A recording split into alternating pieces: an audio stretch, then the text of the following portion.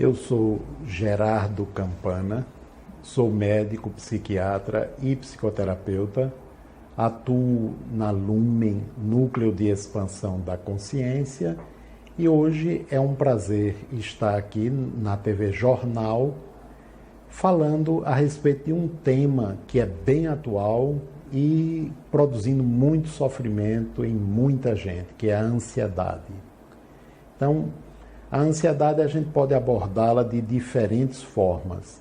Uma forma é a ansiedade, digamos assim, mais comum, que todo mundo percebe, todo mundo que eu digo, muita gente, ou talvez todo mundo, uma vez que, por exemplo, o Brasil é hoje considerado pelas pesquisas talvez o país mais ansioso do mundo. Nós temos uma população ansiosa que beira quase a 10% da população do nosso país, quase 10%. Então é um número muito grande. E esse número ele vem aumentando em decorrência do estilo de vida, em decorrência de inúmeros fatores. Então essa ansiedade ela é comum e ela pode servir de base também, pode ser a base dos transtornos ansiosos, né? E aí a gente já está falando de patologias, de doenças que afetam o psiquismo da pessoa, como nós temos dentro dos transtornos ansiosos, temos o transtorno de pânico, temos a agorafobia, temos o transtorno obsessivo-compulsivo e outros, né? Na ansiedade que mais comumente se fala, é aquele padrão do indivíduo que é apressado, né? Aquele padrão do indivíduo que é inquieto, ele vive numa apreensão com a sensação como se algo ruim fosse acontecer e a mente continuamente projetada ao futuro. Ele vive pensando, como é que vai ser? Será que vai dar certo? Eu vou conseguir? Eu não vou conseguir? Isso não é propriamente, digamos, uma patologia. Mas se a pessoa não se cuida, ela não reeduca a sua própria mente, né? Não se reeduca, isso pode avançar e, se não chegar a um transtorno propriamente dito de personalidade, acarreta prejuízos do ponto de vista orgânico. Quantas patologias hoje em dia, por exemplo, hipertensão, diabetes e por aí afora, tem também como base a própria ansiedade, né? Quantas pessoas com quadros hipertensivos, se tratando de hipertensão, e que se trabalhasse no sentido de diminuir o estresse, a ansiedade, provavelmente reduziria bastante o nível da hipertensão dela, diminuiria até talvez os medicamentos que ela toma, né? Com relação aos transtornos ansiosos, né, que é muito falado, o transtorno de pânico, que eu não citei anteriormente, o transtorno de pânico, e que acomete um número grande de pessoas, não é? A pessoa, de repente, ela começa a sentir uma sensação extremamente desagradável, que popularmente se diz, começa na boca do estômago e vai subindo até chegar ao tampo da cabeça, né? E que, na passagem, acelera o coração, dá palpitação, dá boca seca, visão turva, sensação de giro interno como uma tontura, né? E que quando a pessoa sente isso pela primeira vez, normalmente o mais comum é interpretar como se estivesse tendo alguma coisa para o lado do coração, porque o coração está disparado. E aí sai correndo em busca de socorro médico, e aí o médico faz o eletro, faz os exames, e do ponto de vista clínico, né, a pessoa não tem nada no coração e diz, não, está tudo bem, você deve estar estressado. A pessoa não acredita, acha que ocorreu alguma coisa e depois vem a segunda crise. Daí por diante é uma peregrinação por consultórios tentando encontrar o que está ocorrendo. Hoje, felizmente, a maioria dos clínicos, dos cardiologistas, se não todos, já sabem diagnosticar a síndrome do pânico e encaminham a pessoa para o psiquiatra, para a psicoterapia, né? E é quando a pessoa começa a ter um atendimento adequado que poderá levá-la, no espaço de tempo possível para aquela pessoa, à resolução daquele quadro, que é muito doloroso e muitas vezes limitante, né? Então, isso é muito importante da gente saber.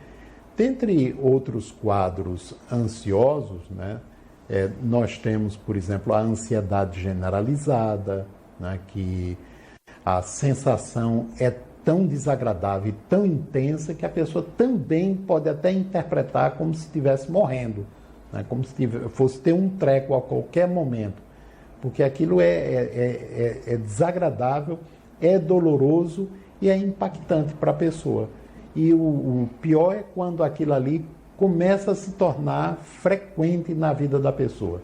Então, nesses quadros, normalmente o indivíduo ele precisa da assistência médica, medicamento para poder diminuir o nível do sofrimento e precisa da assistência psicológica, psicoterapia, para que ele possa entender o que é que está se passando. Esses quadros ele não vêm, na maioria das vezes, sem mais nem menos. Eles vêm no conjunto que compreende padrões de personalidade predisponentes, né? Mas circunstâncias de vida que favorecem a eclosão da situação e uma personalidade prévia. Bom, então, como eu estava falando a respeito da ansiedade, é muito importante dizer que mesmo que a pessoa chegue a esse nível, digamos assim, dos chamados transtornos, né, ansiosos, há tratamento. Os tratamentos normalmente são efetivos, né? Tem medicamentos que são muito bons, que quando necessário entram para ajudar a diminuir o nível de sofrimento e diminui bastante em muita gente. Agora, é óbvio, a pessoa não vai ficar só no medicamento, né? Porque o medicamento ajuda a controlar, ajuda a diminuir bastante o nível do sofrimento. Mas aquilo que está motivando a emergência, ou que motivou a emergência daquele quadro, continua dentro da pessoa. Então aí entra a ajuda da psicoterapia, que é também um trabalho fundamental para que o indivíduo possa perceber entre as reações, aquilo que ele está apresentando, o quadro ansioso, o quadro de inquietação, o quadro de apreensão, os sintomas que vêm em decorrência disso, suas cargas emocionais, seus padrões de pensamentos, a crença, sua história de vida e os núcleos inconscientes, se possível, se for possível, através da psicoterapia, chegar até lá, para que, através desse trabalho, tomando consciência, ele possa operar gradativamente as mudanças que se fazem necessárias. Mas nós temos mais recursos, além desses, para ajudar. Por exemplo, o treinamento da meditação é um recurso que pode auxiliar bastante. Treinando adequadamente, corretamente, todo dia como deve ser. Pode ajudar a reeducar o processo mental.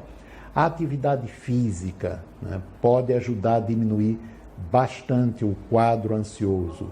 Reformular a própria vida, introduzindo elementos novos, saudáveis na sua vivência, também pode ajudar bastante. Aquela ideia antiga que dizia que a chamada doença do nervo não tem cura, não é verdade. Quando há um bom acompanhamento, há um tratamento eficaz, a pessoa pode chegar a ponto não só da resolução, mas muitas vezes, pelo processo de compreensão daquilo que ela está vivendo, ficar até melhor do que antes, né? Quando ela estava com padrões de personalidade, vivências internas que predispuseram ao surgimento daquele quadro. Então, isso é possível chegar com, obviamente, o tratamento adequado. Então, aquela história de que não tem cura não é verdadeiro. Tem sim, desde que a pessoa tenha o atendimento que seja multidisciplinar e adequado para cada caso, né? Ou seja, cada pessoa ser tratada, ser cuidada na sua individualidade, porque obviamente a gente não vai tratar a doença, é o ser humano, né? O ser humano que está apresentando aquele sofrimento. Caminhando para a conclusão dessa nossa fala, né, é muito importante o tratamento, né, como eu estava me referindo, mas incluir também outros elementos que possam ajudar. E dentro desse espírito, né, inclusive de prevenção, é que nós, aqui na Clínica Lumen, o Núcleo de Expansão da Consciência, organizamos, né, e mantemos em funcionamento grupos de treinamento em autoconhecimento, grupo de treinamento em meditação, grupos específicos para a ansiedade, a yoga, e começamos há uns 3 meses, tem uma professora só para isso, a yoga para crianças, na faixa etária de 4 anos até 6 anos de idade, 3 a 6 anos de idade. E é muito divertido ver a criançada, né, fazendo o trabalho da yoga, ou seja, já é um trabalho preventivo para que no futuro não se tornem ansiosos demais, né? Então, quero agradecer a oportunidade de estar aqui, né, ao TV Jornal, à Conceição, né, de poder levar essas informações para um público maior, para que todos possam saber que a gente não precisa chegar ao ponto do transtorno, do caso mais grave da ansiedade. A gente pode cuidar muito antes, né, para que a gente se relacione com a gente de uma forma bem melhor, com a vida e com as circunstâncias que a vida nos oferece. Muito obrigado.